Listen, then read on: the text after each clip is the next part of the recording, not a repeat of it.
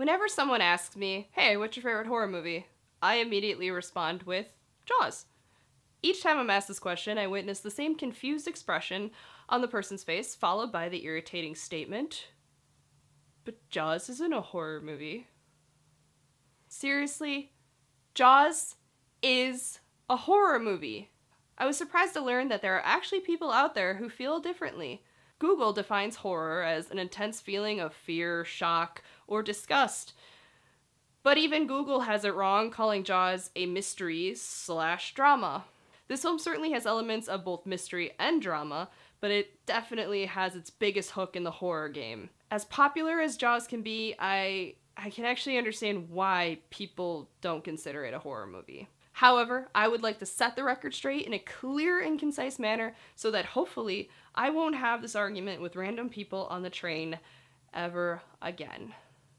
Let me start with some reasons why I think people are getting confused. Jaws takes place in early July, where we find the people of Amity Island soaking up the sunshine and summer vibes. I get it. The beach isn't your typical horror movie setting, unless it's the beginning of a terrible B-movie on the Sci-Fi Channel. Another possible reason is that the bad guy is a 25-foot great white shark. In a similar creature feature type movie, the bad guys in Jurassic Park are 65-million-year-old dinosaurs that are brought back to life through the power of science. The nasty ones break free and go on the hunt. This sounds kind of like a plot to a B-horror film, yet it is considered fantasy/science fiction, and not horror. What makes a killer shark so different? I'll tell you. The opening scene of Jaws puts us on the edge of our seat right away with the brutal death of Chrissy Watkins. The young girl goes out for a night swim, like we are led to believe she's done so many times before. Once she makes her way offshore and into the deeper waters, a point-of-view shot from the depths starts moving up towards her as she calmly treads water. This builds a ton of suspense while making everyone who's watching feel like they should pull their feet up onto the couch. However, I can hear you thinking to yourself, okay, so someone dies in the beginning, no big deal. A dude died during the opening scene of Jurassic Park. And yes, there was a guy who drew the short straw at the beginning of Jurassic Park and was tasked with the crap job of raising the gate, while a raptor headbutts the whole operation into catastrophe. The difference between both situations is that Chrissy Watkins was all alone out in the dark water, which made her much more vulnerable and the audience uneasy from the start. The guy who got eaten by the raptor, albeit as horrible as that was, had practically an army rushing to his defense. I was 4 years old when I saw Jurassic Park for the first time, and I didn't think to myself, well, I'll never go swimming again. Even for as young as I was, Jurassic Park didn't scare me. I knew that dinosaurs are dead, and a T-Rex and a Velociraptor aren't gonna jump out of my closet and rip my legs off. Only a horror movie such as Jaws can give you an irrational fear like that. I'll never swim again. Like in any water. The opening scene of Jaws is actually the first time we hear da-da, which leads me to my next point. John Williams' classic and versatile shark motif is a major contributor to the intense emotions people get while watching Jaws. The music is genius for its ability to begin as very dark and lurking, and then spring into rhythmic attack mode as the shark speeds up for the kill. It's haunting, creepy, and absolutely spine-tingling. Yet, somehow at times, it can be quite jovial, which gives the audience a much-needed break from all the carnage. But it's mostly terrifying.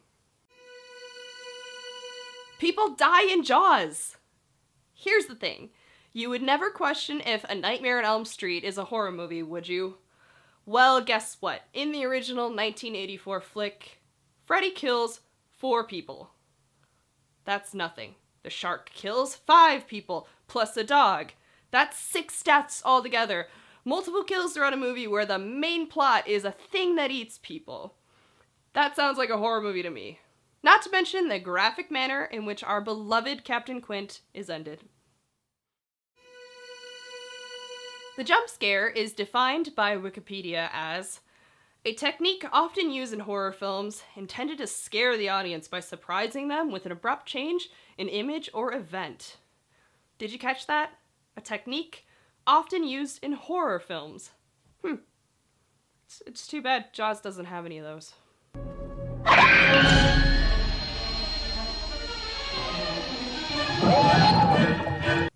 Oh wait, yes it does. Jaws is a movie about human beings and one dog becoming shark poop. So there's some body parts and blood involved. The death of the Kittner boy and Quint being the most spectacular. There's also that creepy guy's bloody leg, Ben Garner's bloated head, and Quint spitting up blood as the shark chomps on his lower half.